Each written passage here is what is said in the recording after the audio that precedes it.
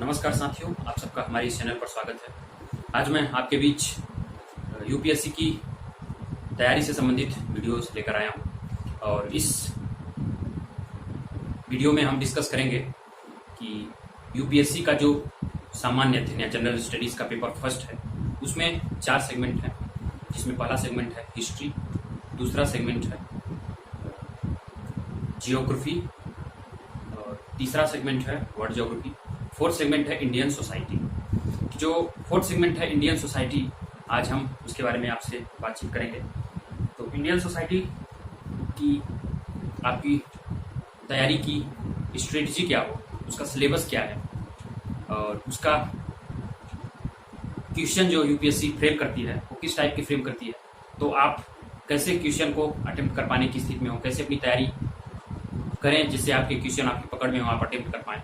और आप अगर क्वेश्चन को सही तरीके से समझ पाएंगे तो आप ज़्यादा अच्छे से उत्तर लिख पाएंगे और जितना ज़्यादा अच्छा उत्तर आप लिखेंगे उतने अच्छे अंक आपको मिलेंगे। तो सबसे पहले आपको ये जानना जरूरी है कि आपका जो सिलेबस है सोसाइटी का, मेंस का, जीएस फर्स्ट पेपर का, उसमें कौन कौन से टॉपिक्स यूपीएससी ने डाल रखे हैं। तो आज मैं टॉपिक्स के बारे में बात करूँगा।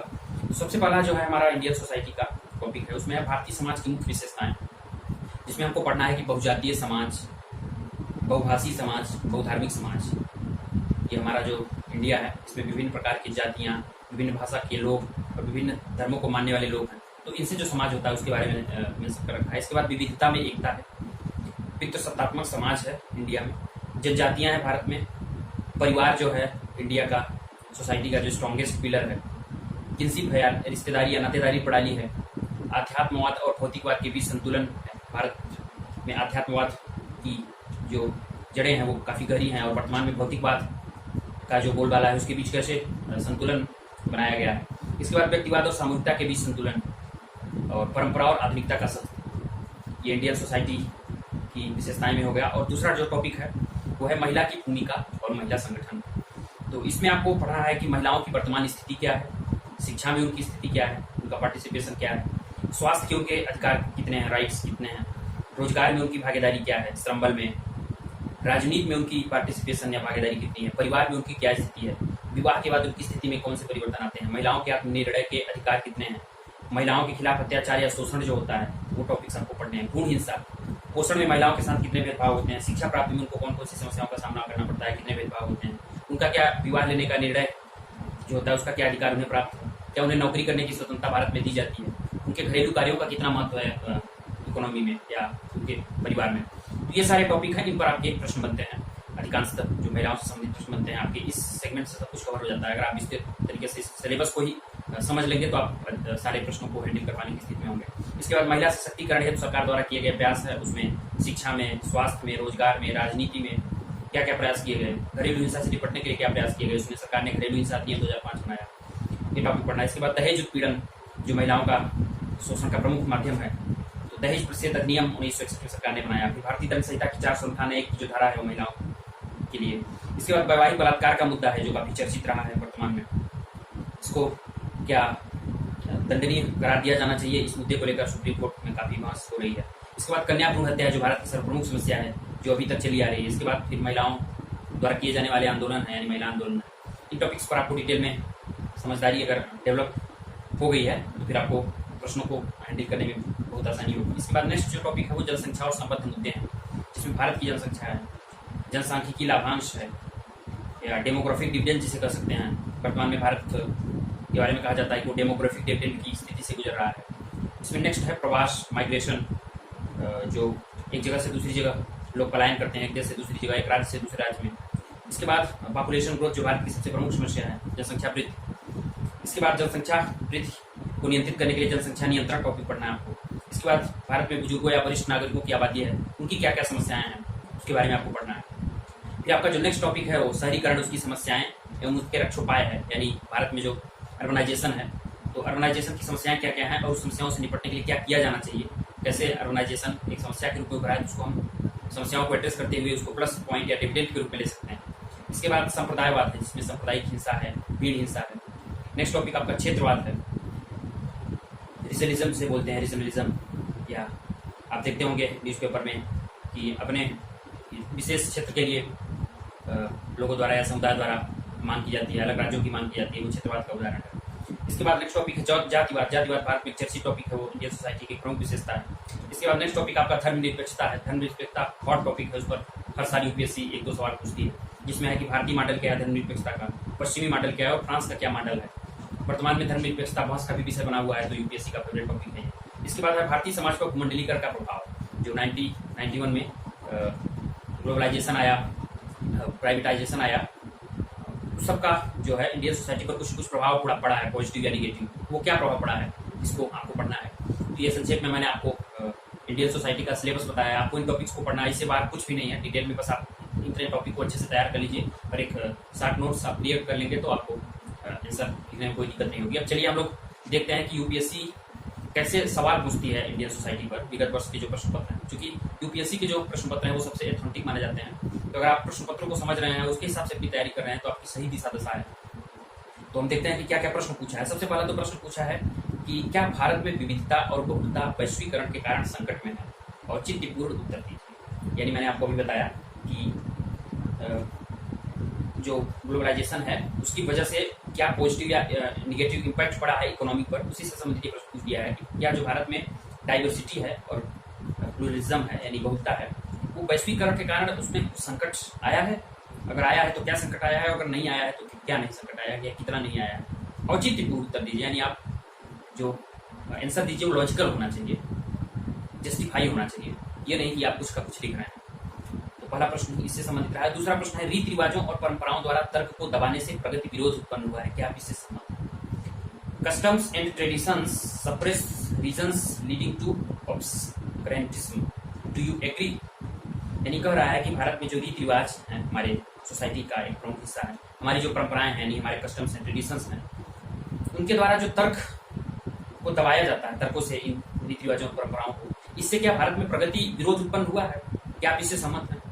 अगर सहमत है तो इसका आंसर आपको देना है। यानी आपको ये कहा गया है कि जो हमारे वर्तमान सोसाइटी में तार्किकता विकसित हो रही है, तो क्या उससे हमारे जो परंपराएं हैं हमारी जो, या हमारे कस्टम्स हैं या रीति रिवाज हमारे जो बहुत सारी रीति रिवाज जैसे चले आ रहे हैं, जिनको अगर हम तर्क की कसौटी पर कसते हैं तो गलत साबित होते हैं, तो क्या तार्किकता जो है इनको गलत साबित कर रही है या इससे कुछ प्रगति विरोध उत्पन्न हुआ है? तो आप इसके बारे में जब आप लिखेंगे तो आपको ये कह रहा है कि क्या आप इससे सहमत हैं, तो दोनों पक्ष आप ले सकते हैं। आप सहमत नहीं भी हो सकते हैं और सहमत हो भी सकते हैं, लेकिन अगर आप सहमत नहीं है तो आपको वो रीजंस देने होंगे कि आप क्यों सहमत नहीं है। और अगर आप सहमत हैं कि हाँ प्रगति विरोध उत्पन्न हुआ है, तो कैसे प्रगति विरोध उत्पन्न हुआ है उसको आपको जस्टिफाई करना। तो मुझे लगता है कि अगर आप इन ऊपर जो मैंने टॉपिक्स बताए इसको आप अच्छे से अगर तैयार कर लेंगे तो आपको कुछ खास दिक्कत नहीं आएगी। इसके बाद नेक्स्ट जो क्वेश्चन है वो है भारत में डिजिटल पहल ने किस प्रकार से देश की शिक्षा व्यवस्था के संचालन में योगदान दिया है, विस्तृत उत्तर दीजिए। कह रहा है कि how have digital initiative in India contributed to the functioning of the education system in the country, elaborate your answer. ये सवाल जो है लॉकडाउन के बाद जो डिजिटलाइजेशन की प्रोसेस बढ़ी है, क्योंकि स्कूल्स ओपन नहीं हो पाए, तो ये हुआ कि ऑनलाइन स्टडी की जाए। तो ऑनलाइन स्टडी जो या डिजिटलाइजेशन जो है शिक्षा व्यवस्था में या एजुकेशन सिस्टम में कितना कारगर हुआ है, क्या उसके संचालन में कुछ उसका कंट्रीब्यूशन हुआ है, अगर हुआ है तो कैसे हुआ है, उसको आपको जस्टिफाई करना है। इसके बाद नेक्स्ट आपका प्रश्न है कोविड-19 महामारी ने वर्ग असमानताओं एवं गरीबी को गति दे दी है, टिप्पणी कीजिए। 150 शब्द में आपको लिखना है। ये जो प्रश्न है वो 250 और 150 शब्द में है। जो ऊपर वाला प्रश्न था डिजिटल इनिशिएटिव ने कैसे एजुकेशन सिस्टम में कंट्रीब्यूट किया है, तो उसको 250 शब्द में लिखना है, वो आपका 15 नंबर का है। और ये जो प्रश्न है कोविड-19 महामारी ने वर्ग असमानता और गरीबी को गति दे दी है, ये 150 अंक का है। इसमें आपको 10 नंबर मिलेंगे, 10 मतलब प्राप्तांक का है, पूर्णांक का है। तो ये है कि कोविड-19 pandemic accelerated class inequalities and poverty in India, यानी जब कोविड-19 महामारी आई तो इसने क्या वर्ग असमानता और गरीबी को गति दे दी, या कोविड-19 आने के बाद से गरीबी में वृद्धि हो गई या असमानताओं में वृद्धि हो गई। तो ये आप बहुत अच्छे से इसको समझ रहे होंगे, अपने सोसाइटी में देख रहे होंगे, अगर आप न्यूज़पेपर पढ़ते होंगे या समाचार देखते होंगे तो आपको समझ में आ जाएगा कि कैसे कोविड-19 ने हमारे सोसाइटी में गरीबी पे असमानता पर प्रहार किया है या असमानता को गति दी है, इसको टिप्पणी करना आप लिख लेंगे। इसके बाद नेक्स्ट जो क्वेश्चन है वो है बहुसांस्कृतिक भारतीय समाज को समझने में क्या जाति की प्रासंगिकता समाप्त हो गई है, उदाहरण सहित विस्तृत उत्तर दीजिए। Has caste lost its relevance in understanding the multicultural Indian society, elaborate your answer with illustration. यानी कह रहा है कि बहुसांस्कृतिक भारतीय समाज को समझने में क्या जाति की प्रासंगिकता समाप्त हो गई है, यानी जो भारत में जात है और उसकी प्रासंगिकता है वो सदियों से चली आ रही है और अभी भी चल रही है, लेकिन जो हमारा बहुसांस्कृतिक समाज है उसको समझने में क्या अभी भी जात की प्रासंगिकता है, या जात को समझे बिना बहुसांस्कृतिकता या बहुसांस्कृतिक भारतीय समाज को हम समझ सकते हैं या नहीं, इसके बारे में आपको उत्तर देना है। बहुत अच्छे से इसको डील कर लेंगे। अगर आप जाति पढ़ेंगे, बहुसंस्कृतिवाद पढ़ेंगे, तो दोनों टॉपिक को आप जैसे ही पढ़ेंगे आपको समझ में आ जाएगा कुछ करना क्या चाह रहा है। इसके बाद नेक्स्ट आपका जो सवाल है वो है जनसंख्या शिक्षा के प्रमुख उद्देश्यों को विवेचन करते हुए भारत में इन्हें प्राप्त करने के उपायों पर विस्तृत प्रयास कीजिए। जनसंख्या शिक्षा के बारे में प्रश्न पूछता है कि अगर हमारे देश की जनसंख्या शिक्षित होती है तो उसका उद्देश्य क्या है शिक्षित करने का, और भारत में जनसंख्या शिक्षा को प्राप्त करने के लिए क्या क्या उपाय किए जा सकते हैं, तो इसके बारे में आपको लिखना। आप लिखेंगे discuss the main objectives of population education and point out the measures to achieve them in India in detail. इसके बाद है क्रिप्टो करेंसी क्या है, वैश्विक समाज को यह कैसे प्रभावित करती है, क्या यह भारतीय समाज को भी प्रभावित कर रही है, इसको आपको 250 में लिखना है कि what is crypto currency, how does it affect global society, how it been affecting Indian society also. यानी क्रिप्टो करेंसी के बारे में काफ़ी चर्चा हो रही थी कुछ सालों से। तो क्रिप्टो करेंसी आने से कैसे ग्लोबल सोसाइटी अफेक्ट होगी, सबसे पहले तो क्रिप्टो करेंसी क्या बताना है, इसके बाद ये बताना है कि ग्लोबल सोसाइटी को कैसे प्रभावित कर रही है, इसके बाद इंडियन सोसाइटी को कैसे प्रभावित कर रही है, दोनों आपको बताना है।